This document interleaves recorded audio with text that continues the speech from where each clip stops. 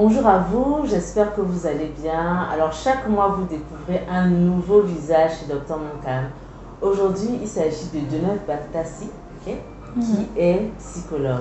Alors Deneuve, de quoi est-ce qu'on va parler ce mois? Ce mois, on va parler de psychologie, on va parler de relations, on va parler de sexualité aussi. Oui. On va parler également de jalousie, comment gérer son stress, comment gérer ses colères. C'est clair. Et plein d'autres choses. On ne va pas tout dire parce qu'il y a plein de choses. Donc, pourquoi parler de psychologie chez Dr Moncam? Tout simplement parce que nous savons que beaucoup de problèmes cardiaques que nous rencontrons, ça peut être des palpitations, des douleurs cardiaques, en tout cas les symptômes d'une manière générale, sont souvent liés à des problèmes de relations humaines, à des problèmes psychologiques. Donc, il est important de régler la source avant aussi de régler le symptôme. Parce que tant qu'on règle le symptôme sans régler la source, on n'a rien fait, quoi. Voilà. On a 50% de la thérapie. Voilà. Donc, je vous laisse entre de bonnes mains et on se dit à très très vite. Gardez vos cœurs plus que toute autre chose.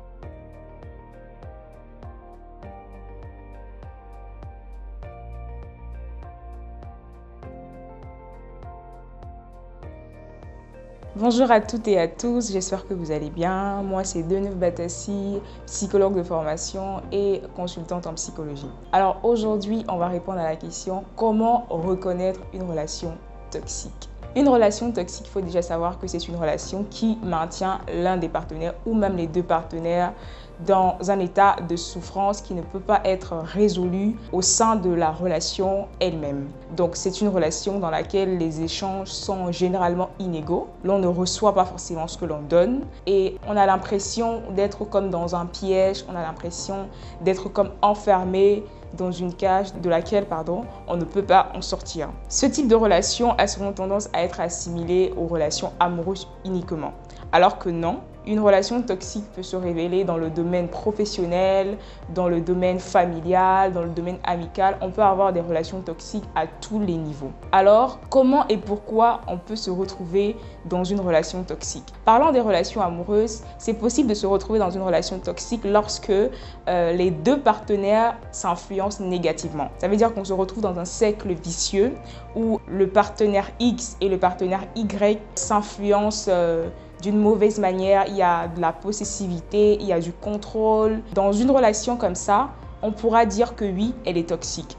Une relation peut également être toxique lorsque un des partenaires a un problème psychologique. Ça veut dire qu'il a peut-être un trouble de la personnalité borderline et on sait généralement que dans ce genre de cas, le partenaire atteint de cette pathologie peut s'avérer être impulsif, quelqu'un qui va toujours avoir tendance à contrôler l'autre. Il peut s'avérer être aussi instable émotionnellement. Ça veut dire qu'aujourd'hui, il vous idéalise, vous êtes la meilleure personne, vous êtes la meilleure chose qui lui soit arrivée de sa vie et demain, c'est plus la même chose. Demain, cette personne vous dit non, je ne veux plus être avec toi, j'ai plus envie qu'on soit ensemble, etc. C'est aussi une personne qui ne se sentira pas exister sans vous. Donc quelqu'un qui aura tout le temps envie d'être au contact de l'autre, tout le temps envie que l'autre soit là. Ça peut ressembler à du contrôle. Donc ce genre de relation, généralement, elles tendent vers la toxicité. Alors exactement, comment est-ce qu'on se positionne pour reconnaître une relation toxique? Dans une relation amoureuse, l'une des premières caractéristiques qui vous montre que cette relation peut être toxique, c'est la manipulation. Comme je l'ai dit, cette caractéristique a souvent tendance à passer sous nos yeux, puis on va se dire non, il ne me manipule pas. Mais comment est-ce que vous pouvez déceler que votre partenaire essaye de vous manipuler ou bien est en train de vous manipuler? C'est lorsqu'il y a des petits mensonges découverts, des incohérences. Ça veut dire qu'il y a eu une histoire, il y a quelque chose qui s'est passé. Et puis, un jour, vous vous retrouvez en train de découvrir que non, votre partenaire ne vous a pas raconté l'histoire telle qu'elle. Il vous l'a racontée à sa manière. Même si vous le découvrez 2 ans après et qu'il ne vous l'a jamais avoué, c'est un signe qui peut montrer que, ok, on est peut-être là en train d'essayer de camoufler la vérité, parce que la particularité de la manipulation, c'est qu'il y a toute une machinerie derrière en fait. Ça veut dire que la personne a dressé comme une sorte de décor pour vous faire croire quelque chose qui n'est pas. Donc ce genre de petits détails, des incohérences dans les histoires racontées, des petits mensonges découverts, même si c'est bien de temps après, c'est important de revenir là-dessus parce qu'en réalité, un mensonge qui n'est pas avoué, rien ne prouve qu'il a été délaissé en fait. Une faute qui n'est pas avouée, rien ne prouve qu'aujourd'hui la personne ne fait plus ce genre de choses. L'une des deuxièmes caractéristiques qui peut vous renseigner sur le fait que votre relation elle soit toxique, c'est la possessivité, l'extrême possessivité et le contrôle. Ça veut dire que la personne vous empêche de vous épanouir, elle vous empêche d'avoir vos centres d'intérêt, la personne vous contrôle, elle essaye de vérifier ce que vous faites, ce que vous ne faites pas, où vous êtes, avec qui vous êtes, pourquoi vous êtes là-bas. Donc ça peut montrer que oui, ok, là on est dans une relation où peut-être l'autre, comme je l'ai dit plus haut, a des problèmes psychologiques qu'il doit travailler, qu'il doit gérer avant de penser à se mettre en relation. La troisième caractéristique que je vais évoquer, c'est la dévalorisation, même en public. Généralement, on a tendance à se dire, ok, quand on est en public, je vais mettre le bon décor, je vais essayer de valoriser la personne.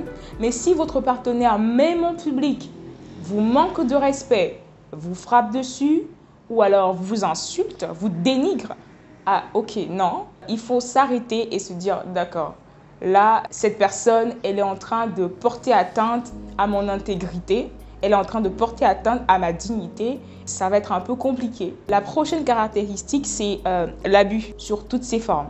L'abus que ce soit financier, oui, c'est important. L'abus que ce soit sexuel, c'est pas parce qu'on est dans une relation qu'il n'y a pas forcément d'abus sexuel. Oui, il peut y avoir abus sexuel dans une relation amoureuse. Oui, que ce soit l'abus même au niveau des valeurs. Parce qu'une personne qui vous respecte et qui considère ce que vous êtes ne va jamais essayer de vous emmener à faire ce que vous ne voulez pas faire.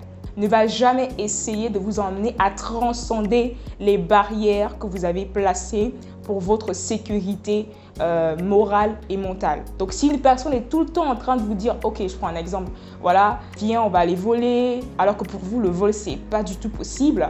Une personne qui vous dit tout le temps, viens, on va aller faire ceci, qui vous donne des propositions qui pour vous ne sont pas ok, il faut se poser la question de savoir, est-ce que je suis dans une relation constructive ou alors, est-ce que je suis dans une relation toxique? Le dernier critère qui pour moi est un must, un no way, c'est la violence.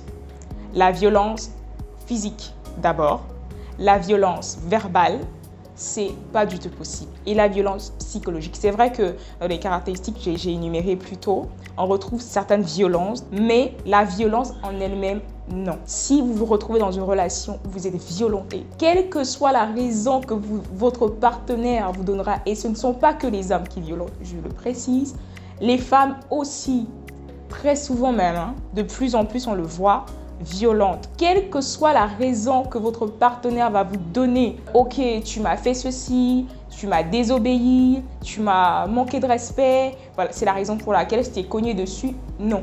Parce qu'aujourd'hui, il vous a donné une claque, il vous a bousculé, il a frappé sur la table. Même frapper sur la table, c'est une forme de violence. Parce que le but, c'est de vous intimider. Le but, c'est de vous mettre mal à l'aise. Donc, il faut commencer à considérer ces petits signaux et se dire, ok, il faut qu'on essaye de voir si vraiment cette relation, elle vaut la peine d'être continuée ou pas. Et pourquoi est-il important dans ce genre de cas ou alors dans une relation amoureuse en général de voir un psychologue?